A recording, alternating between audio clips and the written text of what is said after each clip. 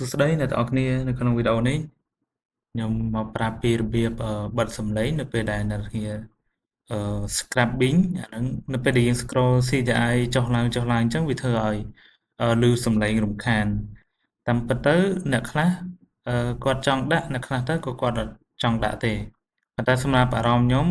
គឺវារំខានមែនតើសម្រាប់ខ្ញុំអត់ចង់នៅពេលដែលខ្ញុំអូសចុះឡើងហ្នឹងទៅនេះ ខ្ញុំមិនចង់ឲ្យវានៅពេលដែលខ្ញុំអោសចុះឡើងអញ្ចឹងវាឲ្យឮសំឡេងរំខានណាហ្នឹងហើយវាដូចជាអត់មានផ្ដល់ផលប្រយោជន៍អីសម្រាប់ខ្ញុំទេតាមតែខ្ញុំដែលធ្លាប់កាត់វីដេអូឡងមកមានតែមានការរំខានដល់ខ្ញុំអញ្ចឹងខ្ញុំមានវិធីមួយដើម្បីបិទវាគ្រាន់តែអ្នកទាំងអស់គ្នាចូលទៅក្នុង edit ហើយចូលpreferences ហើយបន្តមកបងប្អូនយក audio វាមាន2 audio hardware និង audio អញ្ចឹងជំរើសទី1បងប្អូនយក audio នេះមកបាទបន្តមកទៀតបងប្អូនគ្រាន់តែកន្លែង audio នេះ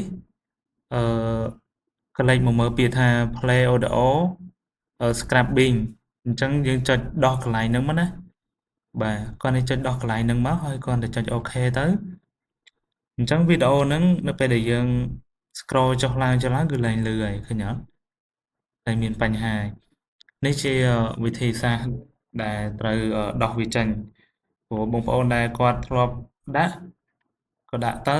ហើយបងប្អូនណាដែលចង់ដោះដូចខ្ញុំដោះចេញទៅព្រោះអារម្មណ៍ខ្ញុំគឺរំខានមែនតើសម្រាប់ការធ្វើបែបហ្នឹងណាអូខេអញ្ចឹងវីដេអូហ្នឹងគឺមានតែប៉ុណ្្នឹងទេបងប្អូនអត់មានអីច្រើនទេខ្លីៗចាំខ្ញុំកាត់យូរទៅមានបញ្ហាទៀតចាំខ្ញុំប្រាប់ទៀតអញ្ចឹងអរគុណជំរាបលាបងប្អូន